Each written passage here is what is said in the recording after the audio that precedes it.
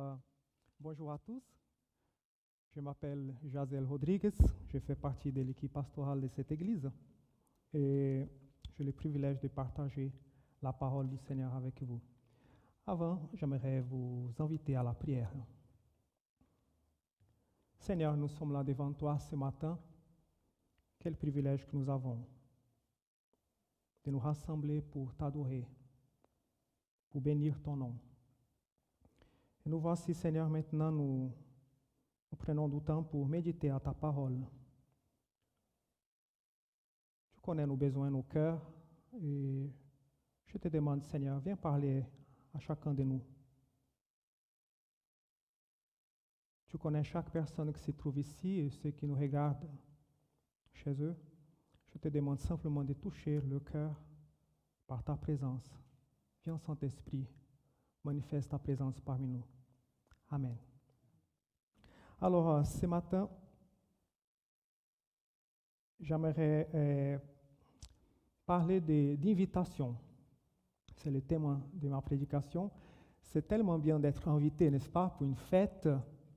Et par ailleurs, quand on parle d'invitation, on se rappelle du mariage, en fait. Je crois que c'est une fête très spéciale. Et par ailleurs, c'est ça le thème de ma prédication. Je parle d'invitation au mariage. Qu'est-ce que tu fais lorsque tu reçois une invitation pour un mariage? Pensez simplement avec moi. C'est vrai qu'avec le Covid, c'est comme si plusieurs fêtes de mariage ont été annulées ou bien ils ont cherché une date ultérieure.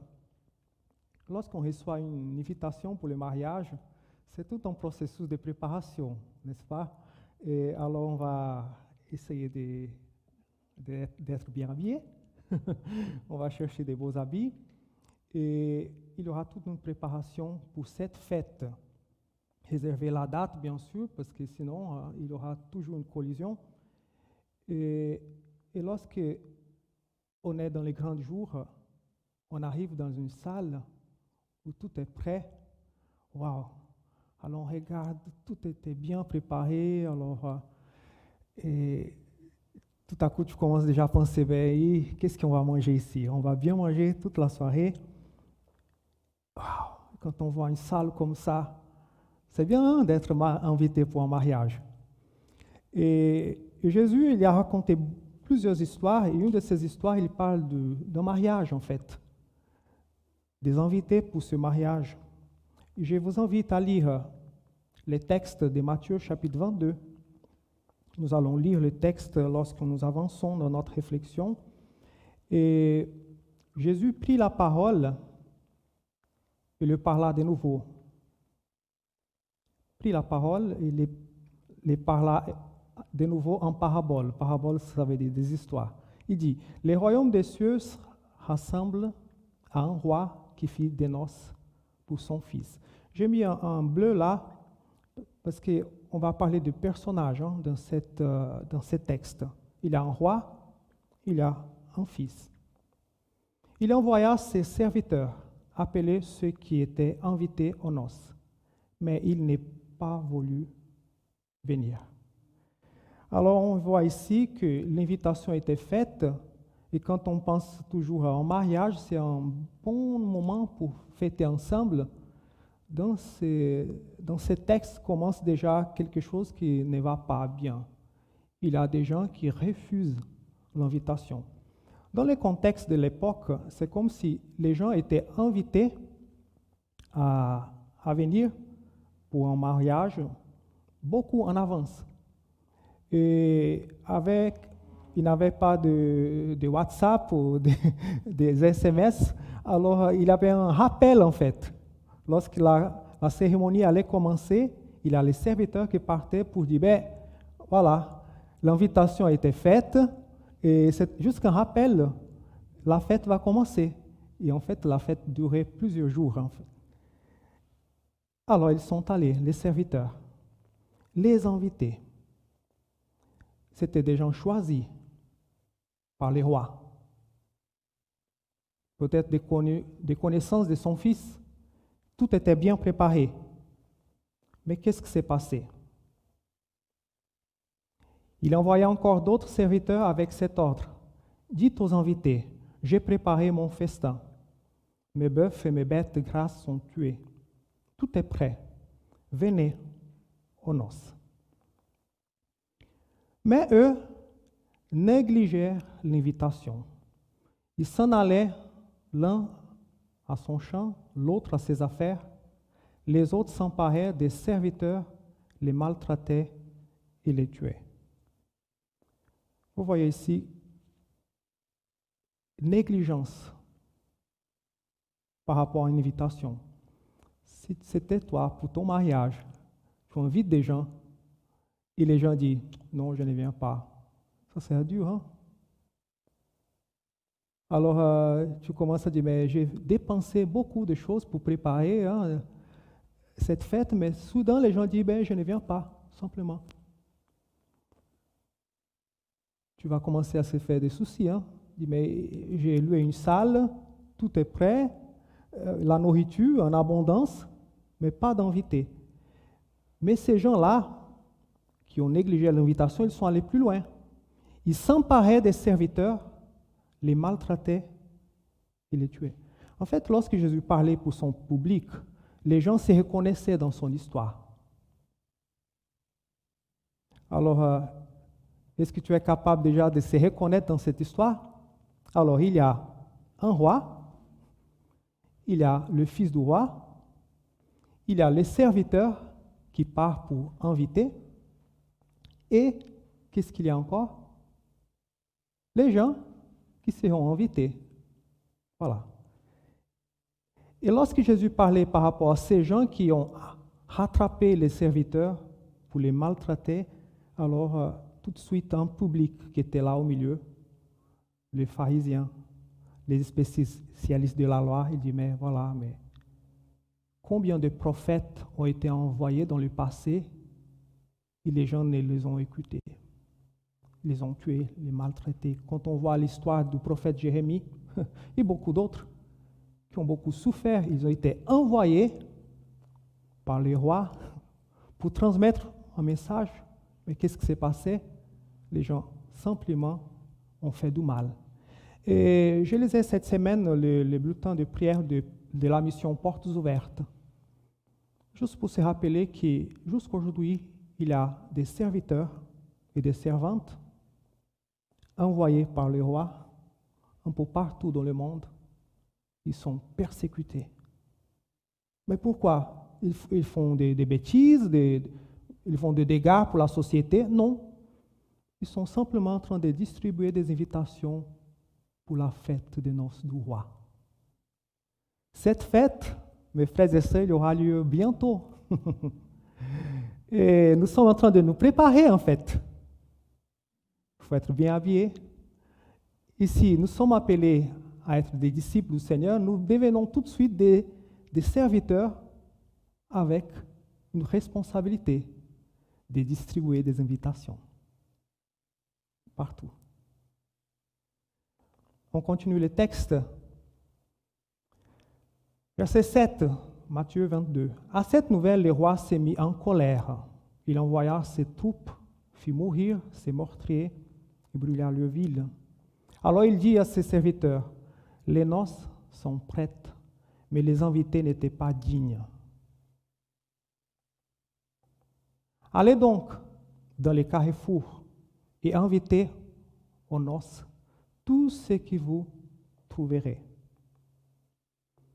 Les serviteurs s'en allaient sur les routes, ils rassemblaient tout ce qu'ils trouvaient, mauvais et bon, et la salle des noces fut remplie d'invités. Alors, il y a encore des personnages que nous voyons ici. Maintenant, les invités sont tous, sans exception, tous, mauvais et bons. Alors, pensez avec moi, qu'est-ce qu'est devenu cette salle?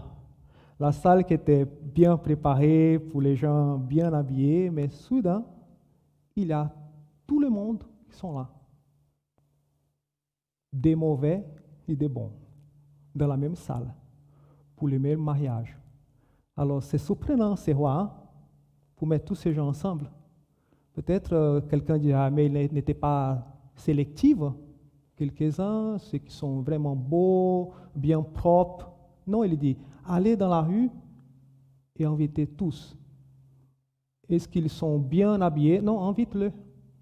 Est-ce qu'ils sont bons ou sont mauvais? Non, pas de souci, invite-le. Et alors, quand on transporte cette parabole dans notre monde, ça veut dire que oui, il y a beaucoup de gens qui peut-être sont à l'écart de la société, mais sont aussi invités pour les noces du roi, sans exception. Sans exception. Alors, si le roi nous invite à sortir dans notre belle ville de Bienne, on va passer déjà, si on quitte la gare, il a ce périmètre maintenant qui est interdit pour les sans-abri. Vous avez lu ça dans le journal? Parce qu'il dit, c'est pas beau pour la ville. Hein. Si on quitte la gare et on trouve des gens, voilà. Mais dans l'invitation ici, dans les textes bibliques, ces gens-là sont aussi invités pour les noces du roi. Alors, si on va dans les quartiers les plus chics de Bienne, là aussi, il y a des gens qui sont invités pour la fête du roi, sans exception. Si on va dans les hôpitaux, dans les hommes pour les personnes âgées, ils sont tous invités pour la fête du roi. Pourquoi? Il faut que la salle soit remplie. Alors, on s'appelle Jésus, c'est rappel de Jésus-Christ qui dit, j'ai des demeures préparées à tous ceux qui viennent à moi. Venez à moi. Il y a de la place. Au ciel, il y a de la place pour tout le monde. Amen. On continue. Le roi entra pour les voir. Verset 11. Il aperçut là un homme qui n'avait pas mis d'habit de noces. Il lui dit, mon ami, comment as-tu pu entrer ici sans avoir d'habit de noces? Cet homme resta la bouche fermée. Ici, c'est le bémol de la fête. Un homme qui n'avait pas des habits de noces. Alors, je parle encore une explication culturelle. Qu'est-ce qui s'est passé? En fait, lors d'une fête, les rois ou la personne qui préparait la fête, il préparait aussi les habits des noces. Ça n'existe plus aujourd'hui. Hein? On doit aller dans les magasins pour chercher des habits, pour acheter. Et voilà, il y a toujours ce sentiment d'être exclusif pour la fête de mariage. Parfois, pour les hommes, c'est plus facile. On met un costard noir, un black tie, c'est fait. Mais pour les femmes, c'est plus compliqué parce que, voilà, si on va dans une fête, on veut une certaine exclusivité. Hein? Si on arrive là-bas et la personne qui a la même robe, la même couleur, j'aurais pu prendre un autre. Mais là, dans ces contextes, les rois y donnaient des habits pour les gens. Et en fait, ça c'était super, en fait, parce que là, ils mettaient tous à l'égalité. C'est comme si Jésus il parlait, si dans son assemblée, là, il avait les spécialistes de la loi, les religieux, qui portaient des habits spécieux, plus longs, pour dire, on est plus saint que vous, on est plus propre spirituellement que vous. La Bible dit, hein, il avait quand il jeûnait, il ne lavait pas le visage pour montrer aux autres qu'il jeûnait. Il avait des habits spéciaux qui faisaient même des bruits. Hein. Il a des petites cloches en bas. Il marchait dans la rue et tout le monde voyait, voilà, c'est quelqu'un qui... Mais là, dans cette fête, il avait des habits pour tous. Ça allait peut-être même cacher là l'homme religieux. Mais cet homme, il était là. Il ne portait pas des habits de noces. Là, il y a quelque chose qui parle dans mon cœur. Nous sommes en train de nous préparer pour les noces. Est-ce qu'on porte des bons habits? Dieu, il veut que nous soyons bien habillés, avec un cœur pur, avec un cœur sincère. Parce que quand on parle d'habillement, Je ne vois pas ce qu'on porte là, hein, comme vous êtes tous beaux ici ce matin. Il regarde un autre genre d'habit. Il faut que notre cœur soit lavé, purifié, sanctifié, pleinement propre pour entrer dans les festins du roi. Parce que là, c'est un lieu où le péché ne rentre pas. C'est un lieu de sainteté. Dieu habite au milieu de la louange de son peuple dans un lieu pur et saint. Et nous allons tous, amen, Dieu veut là et il veut que nous soyons tous présents. Ça sera dommage si on rate cette noce-là. Peut-être tu as déjà raté, ouais. Peut-être tu as même les sentiments, ouais, je n'étais pas invité pour cette fête de mariage. Dommage, je la connaissais, je le connaissais, j'étais oublié. Nous avons tous vécu ça, hein, au moins une fois dans la vie. De ne pas inviter, d'attendre l'invitation, mais ouais, parce que ouais, c'est pas comme auparavant. Hein. Là, c'est un roi, il avait des moyens pour inviter tous. Hein. Aujourd'hui, c'est différent. C'est pas possible d'inviter tous les connaissances pour une fête. On va inviter pour la cérémonie, mais pour la soirée, c'est une autre chose. Mais là, cet homme n'avait pas de bons habits. Verset 13. Alors le roi dit aux serviteurs, attachez-lui les pieds et les mains, et menez-les et jetez-les dans les ténèbres extérieures, où il y aura des pleurs et des grincements de dents. C'est Jésus qui arrive presque à la conclusion de son histoire, et alors dit, tout ce qui est une fête, un moment de joie, mais soudain, il y a un homme qui quitte la salle pour être jeté dehors. Parce qu'il n'était pas bien habillé. Il n'avait pas sa vie correcte pour participer à cette noce. Là, cette expression des pleurs et des grincements des dents, Jésus a dit plusieurs fois.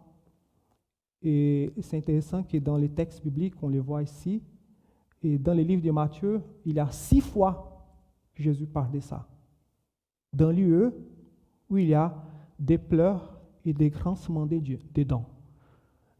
Vous savez, il y a beaucoup de gens qui ne croient pas à l'enfer. Beaucoup de gens disent, l'enfer c'est ici. D'autres, ils rigolent. Hein? L'enfer c'est le bureau de mon patron.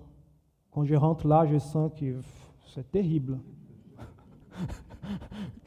Ouais. L'enfer, c'est mon lieu de travail. Les gens mais ils ne rendent pas compte que dans le bureau de ton patron, il n'a pas de pleurs et de grincements des dents. Dans les pires endroits que tu peux penser sur cette terre, on ne voit pas ça. Donc Jésus a fait mention. Alors, je lis juste un texte. Jésus qui parle encore. Or, je vous déclare, beaucoup viendront de l'Est et de l'Ouest, alors les invités, hein, ils seront à la table avec, voilà, les gens d'invités dans cette noce. Abraham, Isaac, Jacob, dans les royaumes des cieux. Mais ceux à qui les royaumes étaient destinés seront jetés dans les ténèbres extérieures, où il y aura des pleurs et des grincements des dents.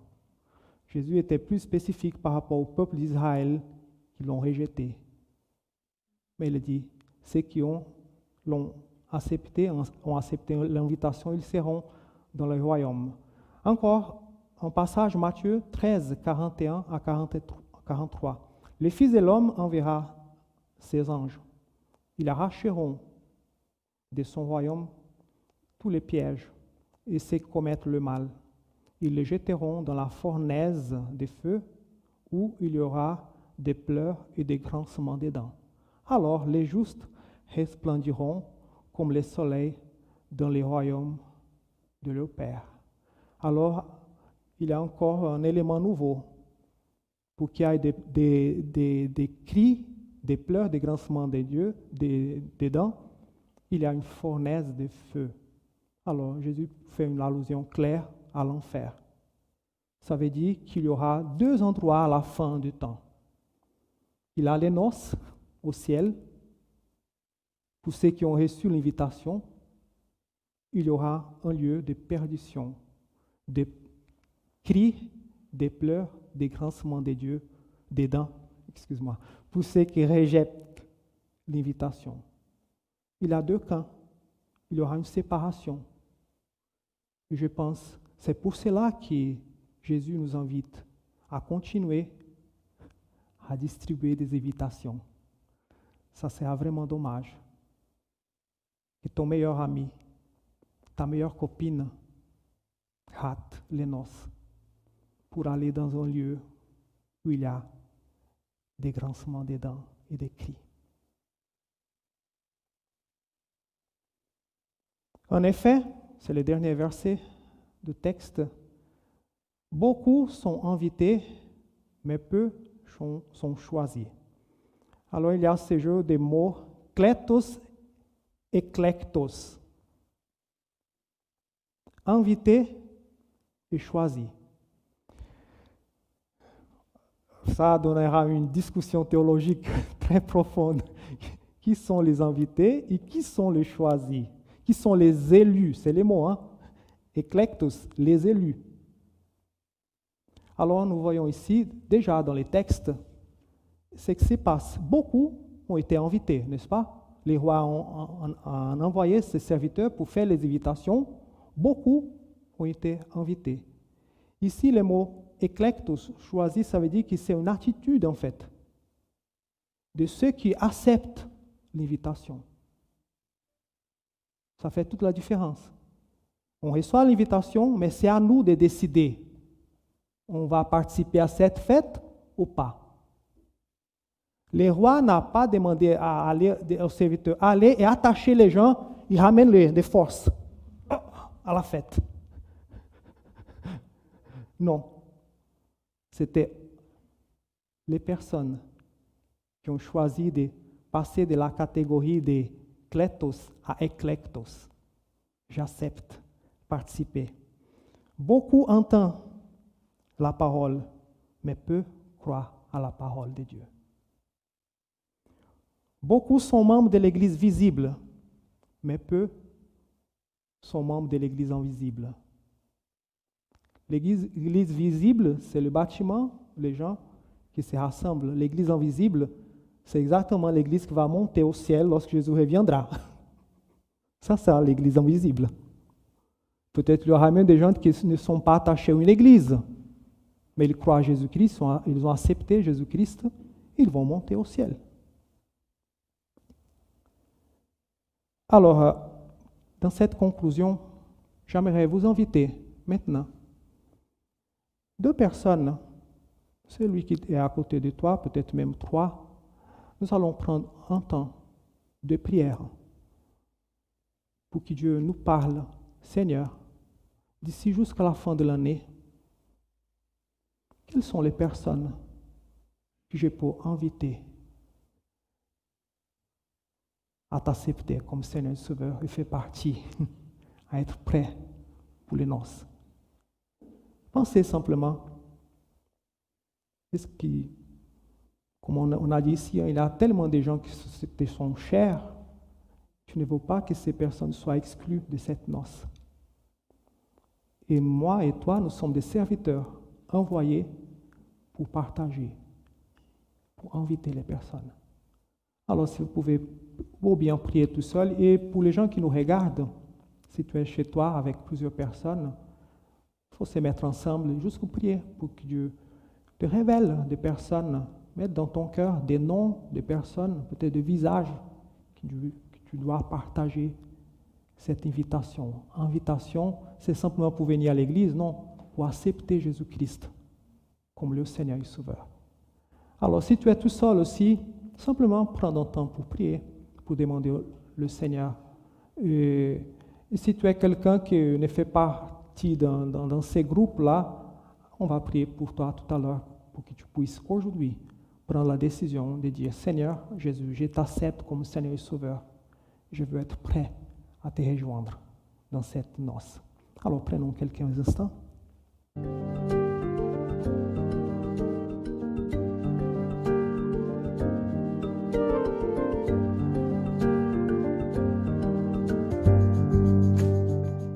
Tu as entendu ton peuple, la prière qui a été faite vers toi. Alors nous te prions, Seigneur, que tu puisses nous accorder des occasions de rallumer dans nos cœurs la flamme pour les perdus, pour les personnes qui sont éloignées de toi. Tu es un Dieu qui ne fait pas de différence entre les personnes. Au contraire, tu ne veux pas que personne soit lancé dehors, mais que tout soit sauvé. Alors Seigneur, je te prie que tu puisses accorder à nous un feu nouveau, un amour pour les personnes qui ne te connaissent pas encore. Et je te prie que tu puisses placer devant nous ces personnes, de créer des occasions pour les inviter à te connaître, que nous puissions être des bons serviteurs qui accomplissent tes ordres et que grand sera la joie lors des derniers jours, les jours des noces, quand nous serons tous ensemble dans ta présence et nous resterons avec toi pour toute l'éternité. Louange et gloire à toi, Seigneur, pour les siècles des siècles. Amen.